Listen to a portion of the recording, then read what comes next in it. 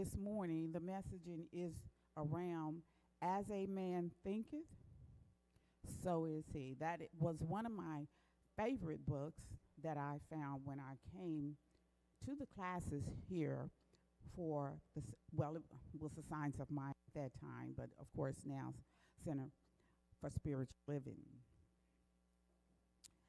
And one of the ways that I was able to change the way that I was thinking was how the universe presented itself in my life. So as a Catholic, it was totally different. So it became where I started thinking differently about the universe, and actually the universe was not even a focus. I grew up as a Catholic, so we always had the divine entity, deity, that was in heaven away from us. And of course, our teaching here tell us that we are one with the universe. So it is our thought about the universe that gives us insight on what it is our thought is about ourselves. And it is also the thought about the universe that will determine what the experience that we will have in our life. So in those classes, there were often focus on principles such as love, abundance, peace, care, giving, truth. Again, these are all principles which are qualities of the universe. So a thought of peace about the universe says that I am peace because I am one with the universe. A thought of love about the universe says that I am love because I am one with the universe. A thought of abundance about the universe says that I am abundance as I am one with the universe. So it is always good to know what your thought is about the universe. And this is different than your thought is about the world. We all have different thoughts about the world. But the universe is constant. The universe is of its own. The universe does not change. It is stable, consistent. It is the oneness from which all things are made. Before I go into the treatment, I do want to just say thank you to Vance Blue. He is our board president, and the leadership team and the job that they have been doing.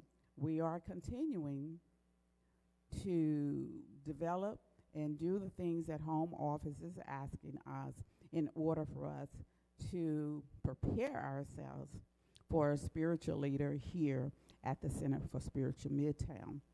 And all of you out there, our cyber members, friends, everyone here, we certainly do appreciate your support.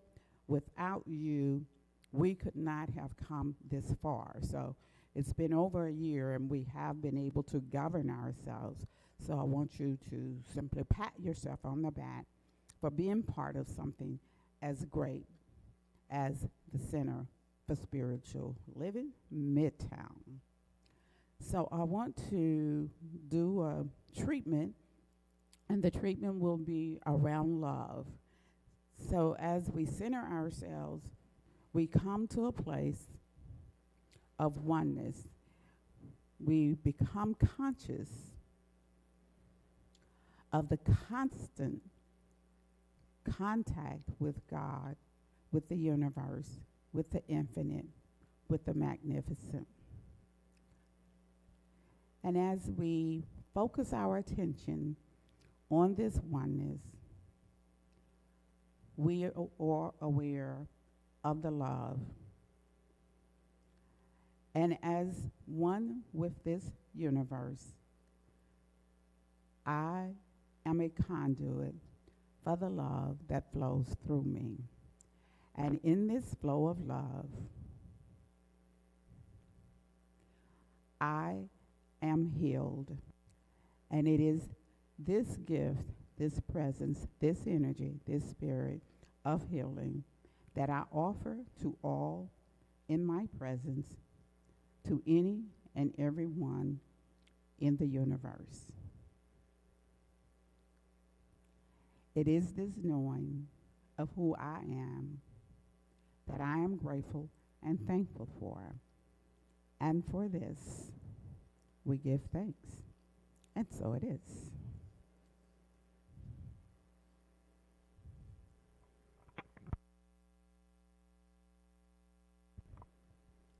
So our music will now begin.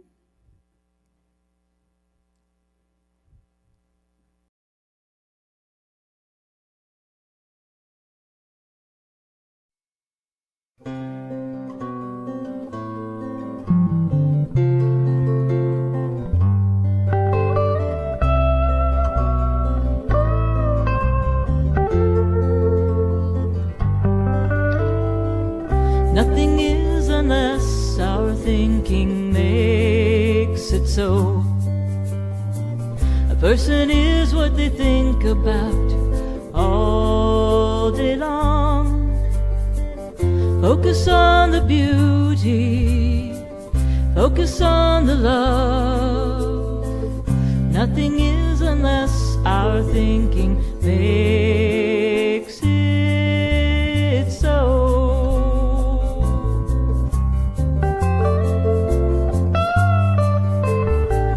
Abundance is the smiles I encounter on the street. Self-assuredness is in my hands with everyone I meet. I hold the power and it's me.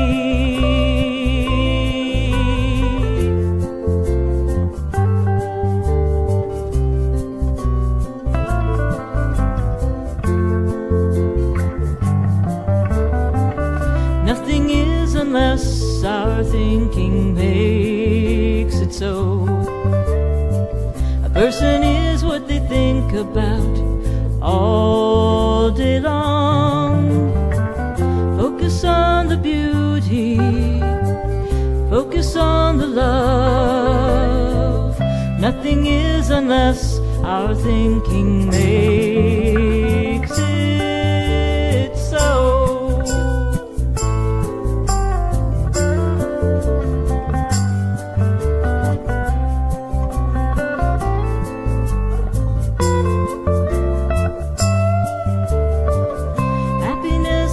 Gentle feeling when I let things go.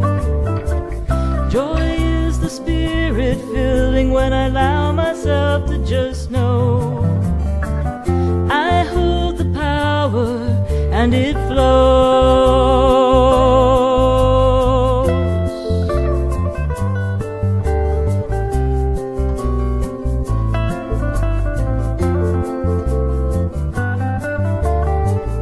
Nothing is unless our thinking makes it so. A person is what they think about all day long.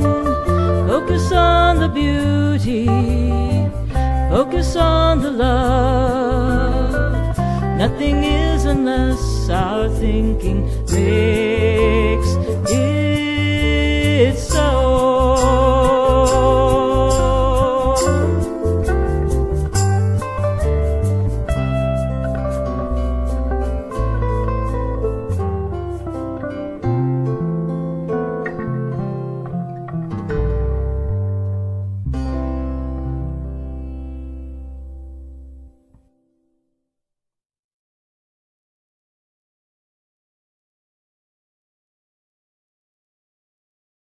Message this morning, as a man thinketh, is going to be the subject matter for our, I say guest speaker, but again, she's not a guest, but Reverend Susan Zoller.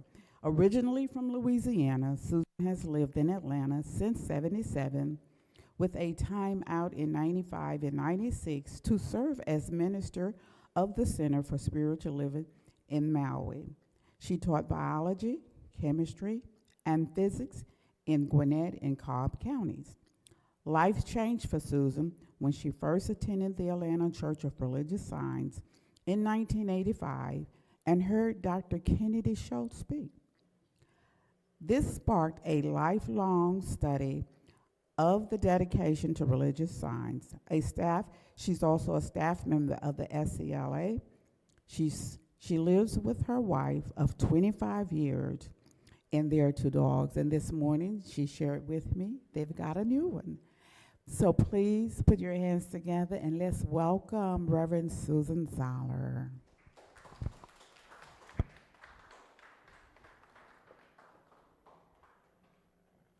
Vince, I just want to know if this is a Geiger counter that's hot. A gracious good morning to you. A gracious good morning to you. When I was a child growing up in Baton Rouge, can we turn this down just a little bit, please? There was a wonderful children's show called Buckskin Bills, and he had a time at the beginning of every show that he had Storyland, and it was my favorite time. A little bit more, please. It was my favorite time of the day. I loved it. And I've always remembered how wonderful it was. So today, we are going to start off with a metaphysical Storyland, if you permit me, and I know you will. It's The Paper Bag Princess by Michael Moracheko. When Elizabeth was a beautiful princess, she had a castle and had expensive princess clothes. She was going to marry a prince named Ronald, but unfortunately a dragon smashed her castle, burned all her clothes with its fiery breath, and then carried off Prince Ronald. Elizabeth decided to chase the dragon and get Ronald back. She looked all over for something to wear, but the only thing she could find was a dirty paper bag. So she put on the paper bag and followed the dragon. He was easy to follow because he left a trail of burned forest and horse's teeth. Now, finally, Elizabeth came to a cave with a large door in it that had a huge knocker on it. And she took hold of the knocker and she banged on the door. And the dragon stuck his nose out and said, "Well, a princess, I love to eat princesses, but I have already had a whole castle today.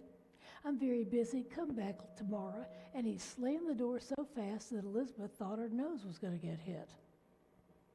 Well, she banged on the knocker again, and the dragon stuck his head out and said, "Go away. I love princesses to eat, but I've already had an entire castle. Go away." "And wait," shouted Elizabeth.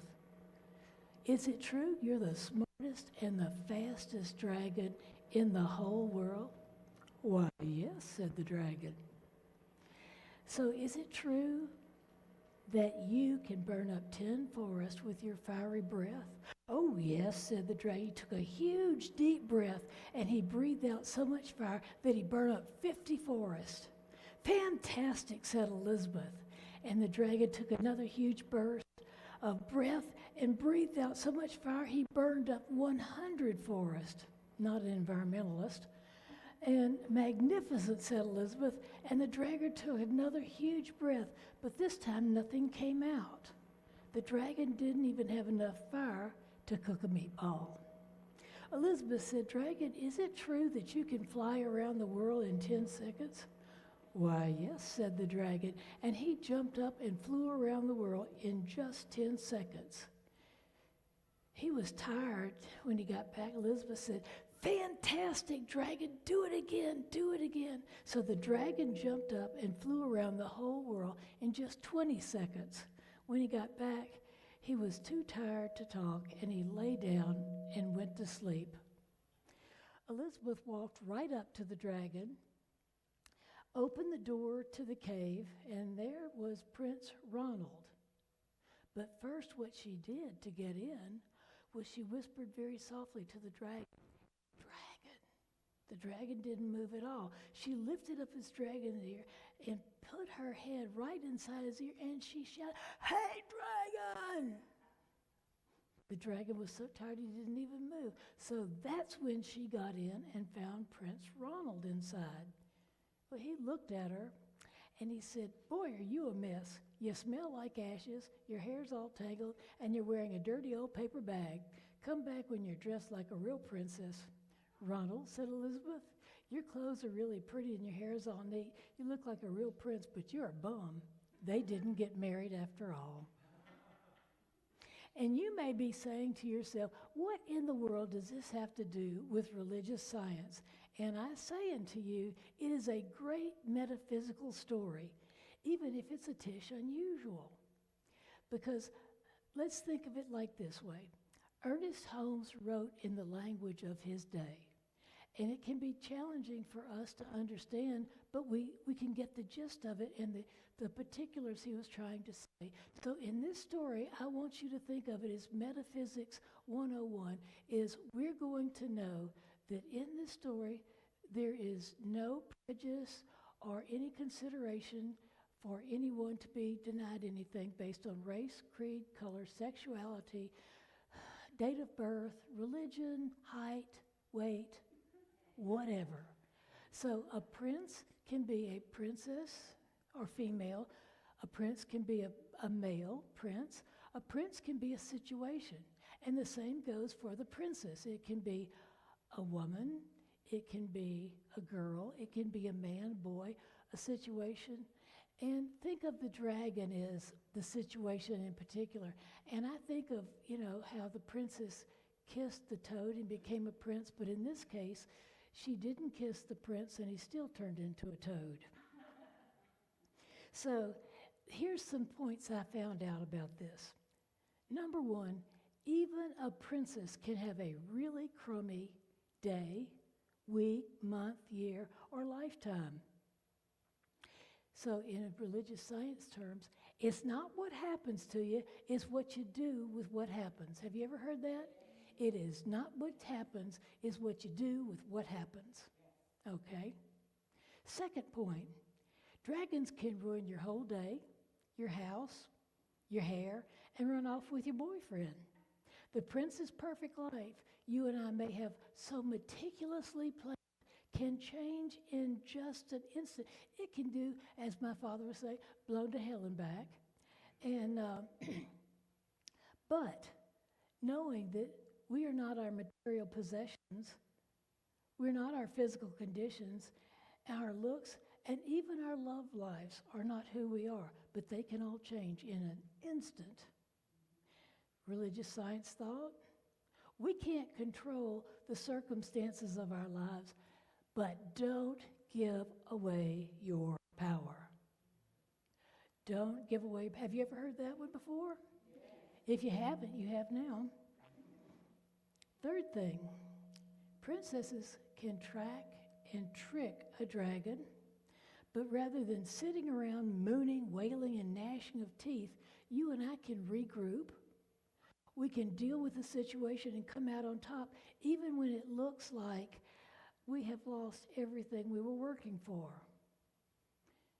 Religious science thought.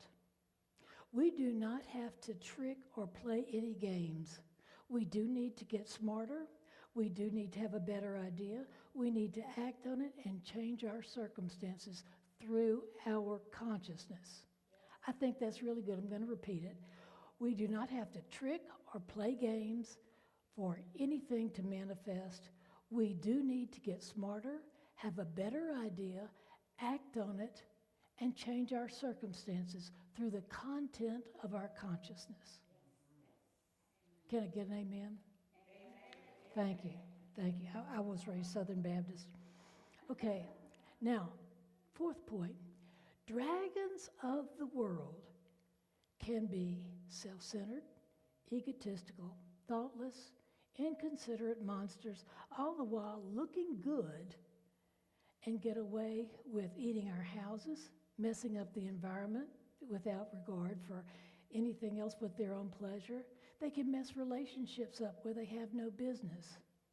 And while they might get away with it for a while, even dragons eventually have to deal with the consequences of their actions. Absolutely. We don't get away. In other words, they deal with their karma, or what goes around comes around. Absolutely. Their egotistical ways will return to them sometimes through the most unexpected and often very embarrassing set of circumstances. You know, and we don't need to make it our business to make sure that they get what's coming to them. That's the universe's job, and the universe, spirit or God as you will, always delivers unfailingly. Would you agree? So, as I was taught by Reverend Dr. Kennedy Schultz, it's not your business to make them pay. Go about your business, and the universe will take care of it. Amen? Okay, so here's the metaphysical truth. Don't be a dragon. Don't be a dragon. Remember, what we hold in consciousness comes back to us as the circumstances of our lives. So again, don't be a dragon. Fifth point. Even a princess can mistake a toad for a prince. Even a princess can mistake a toad for a prince. Princesses throughout history have frequently gotten taken in by froggy, pretty-faced princes. Yes, sometimes over and over, you can kiss a prince only to discover he actually is a toad. So, metaphysical thought. Have the good sense to recognize what doesn't work and call in something that does. Don't marry the same person or situation repeatedly, only with different faces. Don't let a dragon in your life. And certainly don't marry a dragon. Now, here's the point also. We are not victims. Be the princess who outsmarts the dragon and changes her life, his life, their life, the situation, changes our country, changes our politics, changes our health system, whatever it is. Now, point 7, even after getting burned out at home and out of our hearth, appearing in public as a seriously bad hair day victim, and crossing hill and dale to rescue yet another ungrateful, toady prince, we can still turn our thoughts around and change the outcome of a story. We can start making good decisions. Amen. Metaphysical truth. As we think in new thought and say, principle is not bound by precedent. I'm going to say that again, it's really important. Principle, or the spiritual principles, are not bound by precedent. So what happened before, it's the current moment. This is the current moment, and we can change our thinking right this minute and start plotting a new path. It may take a little while. It may not look like it's changing, but you keep your thought change to a better idea, and it will. Eighth point, realization of true toad nature in a previously disguised prince is not a bad thing. In fact, dumping his toady little ass and the rest of him as well out on the street and getting a new, better idea can be a major turning point in our lives. Absolutely. It can be perhaps one of the best things that ever happened to us. Can you imagine? Release of life's previously sanctified toads is indeed a spiritual revelation. We don't have to keep doing anything because we did it before. Even if we prayed about it and that was what we got, this change in the situation, if that doesn't work, we can just pray again. And you know, when you release a toady little prince, it works. Even if it took 20 princes before, to get to this point. Some people never look to see the true nature of what is behind the crown or below it. Others open their eyes and they see a situation for what it is and get out and make the best of it. In other words, you got there, you don't have to stay there. As I was taught by Kennedy Schultz, yea, though I walk through the valley of the shadow of death, I shall not build a condominium there. So, metaphysical thought, we must let go of old ideas and situations before a new one can come in. Until we're finished with the old one, we're not going to go forward. Have you ever been in a relationship and you knew you really didn't need to be there, whatever kind of relationship it was, but you kept getting drawn in over and over? And sometimes the faces and the circumstances changed, but it was still the same story over and over and over again. Anybody ever have that? Oh, come on, the rest of you tell the truth. Now, really, I think we have had those kind of situations. But again, we must let go of the old story, the old situation, the attachment to what was in order to have something in that is new, to experience something greater. 9, not getting married can be a good thing. Some of us already know that. A royal wedding can also entail marrying a royal pain in the tush. I was going to say ass, but I didn't. Some of the greatest gifts in life come from getting what we think we absolutely not have, from not getting what we think we must absolutely have. If you got everything you thought you wanted, where would you be right now? Would you be here? You know, my childhood goal, as you can see why I like Buckskin Bill, was to go out west and ride with Roy Rogers.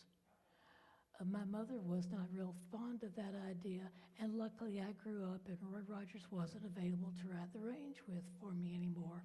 But I had him on television and could watch. You know, we live most successfully when we marry a prince of an idea, a royal idea, and not try to specify what that prince looks like, where they come from, or how it reveals itself. We can try and say, I want to marry Prince Ronald. I want to have pretty clothes, a big castle, and all the dragons banished to Alabama. But what does that say about us? What are we trying to do? Control things? And you may get what you asked for, and then you got to deal with it. And it may not be pretty. And you know, sometimes we look back and we think, I wish I had glasses where I could look through them and I could see beyond the appearance and tell who's a toad, who's a dragon in disguise. And this may happen over and over again and astound the people who have kept offering us their glasses to see what was really going on. Have you ever had a friend tell you something and you didn't want to hear it, so you totally disregarded it? No. Oh, come on. I had friends tell me, look, Susan, please, look at this. But I was just too attached to whatever it was to be able to change. But I will tell you, glasses, LASIK surgery, and even cataract removal is a small price to pay. It is a cheaper price to pay, and it is faster than divorce from a bad idea that's really taken hold of it. You know what I'm saying? I'm going to say it again because it's important. Glasses, LASIK surgery, and contacts are still cheaper than trying to let go or divorce a bad idea that we're really attached to. Have you ever been attached to an idea and you knew it wasn't what you really wanted to do, but boy, did it feel good in the moment? No, okay. The metaphysical truth here. Ask yourself 3 questions to deal with anything that comes up. Number 1, is this something I really want to do? Okay, so you'd like to go eat a dozen pecan pies this afternoon. Yeah, I'd really like that. 2, is it in keeping with my goals? Well, if your goals are to be fat, diabetic, unhealthy, and need to see a dentist a whole lot, go ahead. It's not my goal to eat a dozen pecan pies or chocolate or whatever else it may be, no matter how tempting it is. And the third thing is, does doing what I want to do at the moment harm any other living being? 3 guides I think are very important. Number 1, do I really want to do it? Number 2, is it in keeping with my goals? And number 3, does it bring harm to any living person? And if the answer is no to any one of those, it's time for a divorce. Ronald just isn't who you thought he was. Point number 10. Toads are actually cheap commodities, and they're often very, very plentiful. Have you noticed? Spring is a good time to notice that. True princesses are not cheap, and they are actually plentiful when they make up their minds to be. I'm going to say that again. Toads are cheap, and they're very successful in reproducing, shall we say, and yet they're the princesses that go in with the toads. But on the other hand, they're princesses who say, looks like a toad to me, I'm getting out of here. And there are as many princesses in the world as decide to be one, to take their power.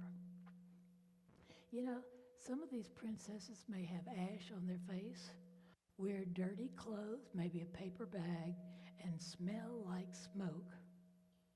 Remember, it's easy to have a shower, take a spa day, change clothes, and put on cologne. And after that quick spa experience in the bathroom, the princess is at the ball, well away from the toads who will still be out there eating flies. We can change what we look like in an instant. You can cut your hair, dye your hair, cut off all your hair. You can wear different clothes, change your attitude. But the truth of it is, if you don't change what's inside, what's outside is not going to change. If you're still hung up on Ronald, when you go over there and you've cleaned up, he's going to say, okay, let's get married. And I hope that that princess, whoever that princess is, says, I don't think so. Because she recognizes a toad. And the metaphysical truth here is when we live from our highest ideals, Spirit returns them to us as the circumstances of our life. I'm going to say that again. When we live from our highest ideals, it doesn't matter if our clothes are dirty, we can wash them. But what happens is the ideals that we hold true and we hold in our hearts come back to us as the circumstances of our lives through our experiences. Just notice and think back on your own life if that's not true.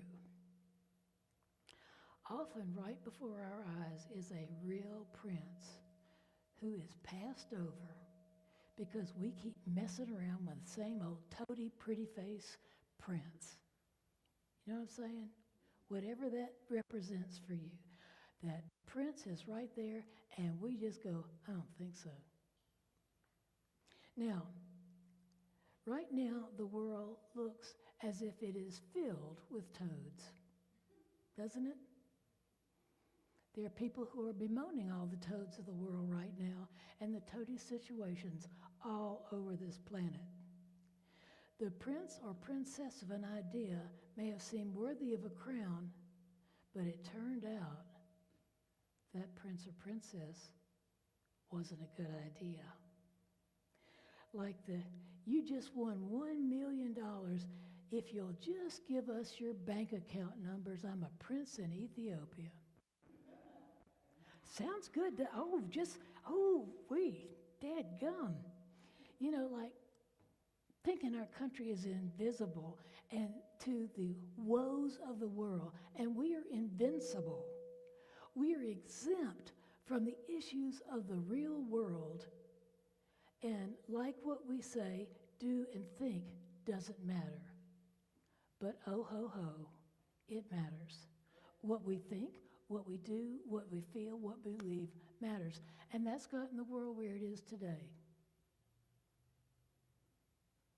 If you don't like the toads of the world, be part of the change. You know, what we as individuals and society have accepted just isn't right necessarily. And here it is in 2025, we got all these toads around, and I ask you, are you eating toad in your castle today? Just check around and see. Look around. Let yourself feel. Does this feel right? Does this feel good? Is this what I want to experience? Is this what I want the world to be like? The results of my actions and beliefs? Don't eat toad if you don't have to. And guess what? You don't have to. Yes, there is conflict in a lot of the world. There are those who hate us and declare it their life mission to kill us, to destroy us, to hurt us. Yes, our economy is, let us call it euphemistically, a little shaky right now. Shall we say? This or that is going on in my life. Whatever it is, you know, if it's a bad marriage, it's a health diagnosis, if it's whatever. You know, kids out of control, sex, drugs, and rock and roll, or for some of us, the lack of sex, drug, and rock and roll, you know, can feel like this is just not right. How can we deal in a spiritual manner with situations where the light seems to have gone out, where it seems like, I don't know how this is ever going to change, it's going to hell in a handbasket? What are we doing when we pray and it doesn't seem like the answers are coming? And I've had times that it felt like that. And I will tell you, I've said things like, where are you right now, God? Where have you been lately? And please know you are hearing from a person who on more than one occasion has said things that included expletives to God and using God's name so God would make sure to know who I was talking to. Amen. I had times like that. You know, why hast thou forsaken me? I'm working to change my whole life to be the best person I can be. And this is what's going on around me.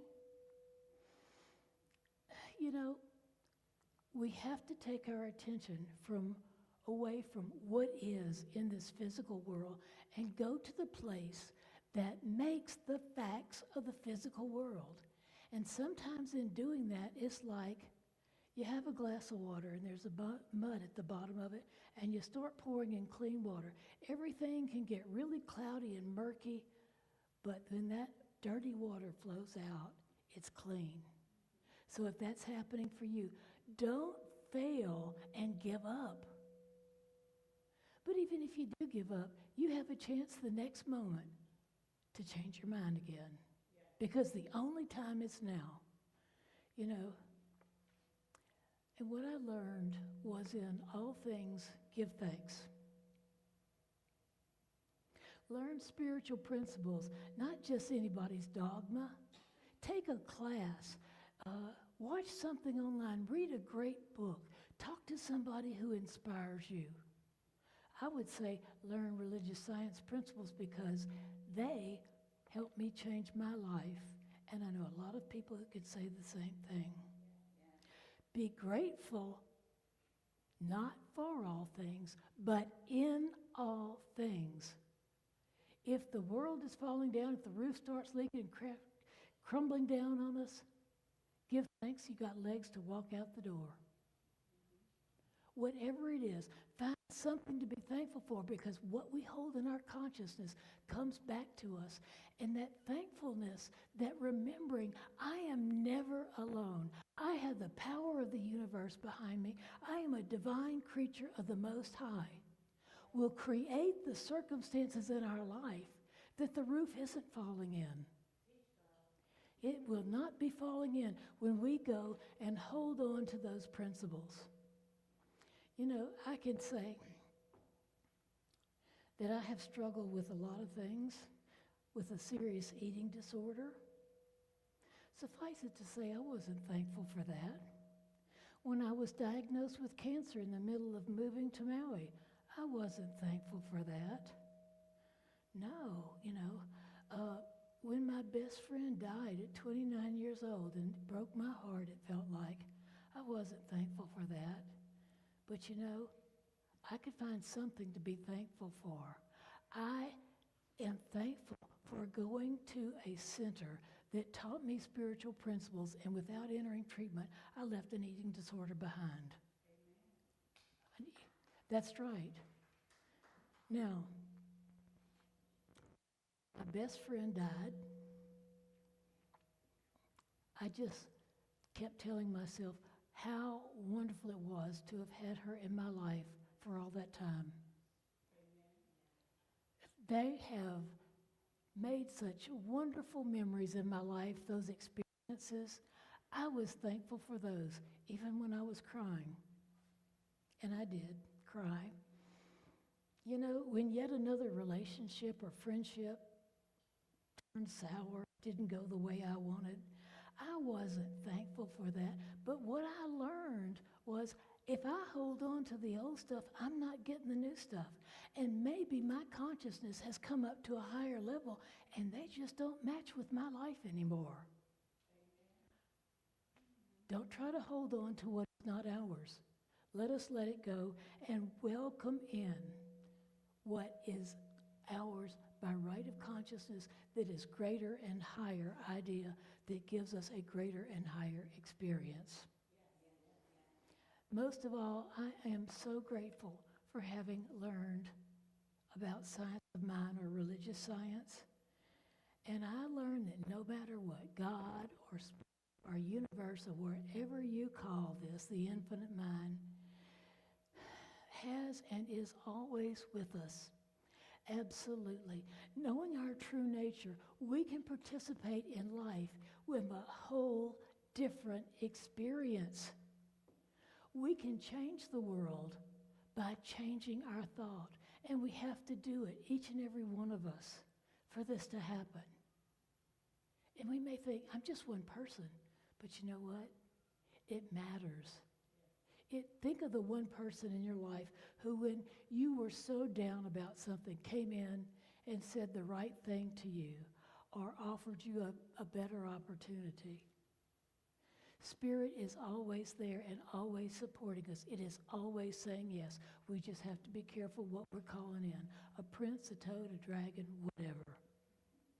So if you don't know how to do that, talk to a prayer practitioner, a minister, someone who's gone and studied spiritual principles, even if it's not at this church.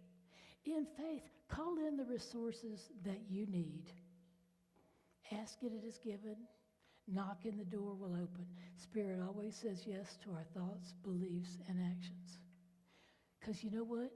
Not one of us in here came here to be a toad, a dragon, a bad prince, or a princess who lets things just go way too far in their lives. We came here to be divine creations of the Most High. Let us live like it. Absolutely. We don't have to put up with the other stuff. You know, we can create heaven on earth. It's possible. And if we use these principles consistently, it's not only probable, it has to be. We've lived from other principles for far too long. We may look like paper bag princesses or behave like a narcissistic prince, but the moment this change occurs is right the moment we choose it. Change your thinking, change your life. Let us know the truth of who we are. It's not just a good idea. It's truth with a capital T. And the next stories will be told about how great we are and the wonderful things we did. We, the faithful who lovingly changed the world. It's possible and it's wonderful. From my heart, namaste, aloha, shalom, blessed be, Amen. And if you care to join, and so it is.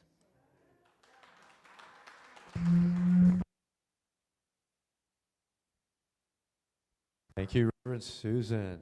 That was an inspiring talk. That was very, very inspiring. So, we have a new minister sacred covenant prayer. And there's some copies in the back if you haven't seen it before. And I'm going to read this. And you can read it with me if you want. There's only one life. This life is good. This life is God. This life is my life now. In knowing that I am one with this life that is God, I therefore know that I am one with all of its blessed expressions, which includes the presence of a new minister for my beloved spiritual community. Because I know that the highest purpose of my new minister is to express spirit, I therefore know that my new minister is a revelation of spirit as principle. Further, I know my new minister is the fulfillment of that which has been promised by God. For it is written, principle is not bound by precedent. It operates according to law and is always available to those who are willing to align themselves with it. As I stand in agreement with my beloved community, I see my new minister before me as inspiring spiritual oneness through wisdom, love, and authenticity. I now intend to experience my new minister in full cooperation and agreement with my community, knowing this truth about myself, for I am inspired to live as love in expression of principle. I am awakening the wisdom within me by clearly communicating the principles of universal truth. I am a conduit of divine love, wisdom, and healing energy, recognizing the inherent wholeness within all beings. I am offering teachings, classes, and mystical studies grounded in spiritual principles to cultivate inner wisdom, personal transformation, and empowered living. I am extending the love, compassion, and transformative power of spirit into the wider community, fostering connections that heal, uplift, and support individuals in their unique journeys. As I now accept the highest expression of a new minister into my life, I know that they will be revealed in a way that will express spirit and serve the highest and greatest good of all who are touched by their presence. I am grateful. God is gracious, and so it is. All right. Thanks, everybody. So now it's time for our time to give. In the back of the room, there's a basket for those of you here in person, or you can scan the QR code to donate online with our spirit, and you can say our affirmation of prosperity with me. I live in a universe of abundance. As I freely and joyfully give, I join in the divine flow, and all that I share with life returns to me multiplied abundantly, and so it is. So next week we're back online, so we're only in here the first Sunday of the month. Every other week we're online, so you can join us on Zoom, we're on YouTube and on Facebook streaming live, and Cynthia Paulson will be our speaker next week, so we'll welcome Cynthia back. She's in Oregon now. She used to be here. We love Cynthia. So every Sunday prior to the service at 10 a.m. is a discussion group. They're going through the entire Science of Mind textbook, which is about this thick. So they're continuing on that. So if you're interested in that, you can join on the Zoom. Go to the website, cslmidtown.org, and join the Zoom conversation there. Judy's in there. Mike's in there. So we've got some good leaders teaching with that too. So now if you would say our affirmation of life. I leave this place now knowing something better than I knew before. I go forth into the world with a heart full of love and a mind full of good sense. I look at the world in a greater way, knowing that I have everything within me, everything I need to create the life I desire. I give thanks for this understanding, and I am grateful for the spirit of life that lives through me, and so it is. Have a great week, everybody, and we're going to start the potluck. For those of you who hung out online, Norma and everybody else, thanks. Hey, I'm so grateful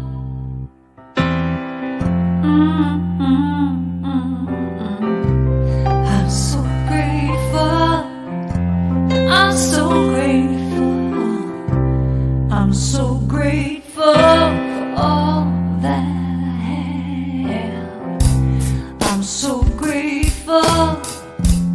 I'm so grateful. I'm so grateful.